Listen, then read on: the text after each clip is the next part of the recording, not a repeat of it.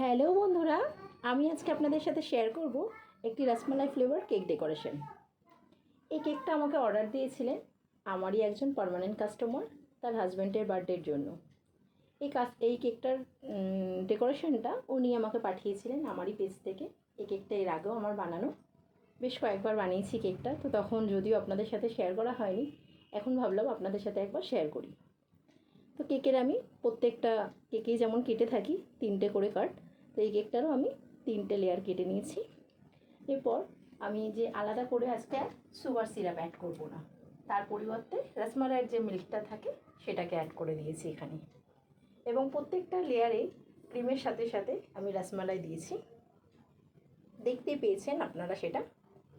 এরপর আমি ওপরের ডেকোরেশনটা কমপ্লিট করে নেব। কথা বলতে বলতে আমার কেক ডেকোরেশনটা ওপরের হয়ে এসেছে। এরপর কিছু ক্রিমের রোজ আর নাটস দিয়ে আমি কেক ডেকোরেশনটা কমপ্লিট করব। তো দেখতে থাকুন আমি কিভাবে করছি।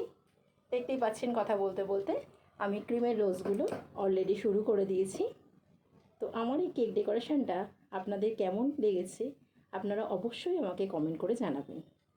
আমার চ্যানেলে আপনারা যদি প্রথম হয়ে থাকেন আমার চ্যানেলটাকে একটু সাবস্ক্রাইব করে দেবেন। দেখতেই পাচ্ছেন যে আমি রসমালাই অ্যাড করে দিলাম। এরপর আমি কিছু নাটস অ্যাড করে দেবো।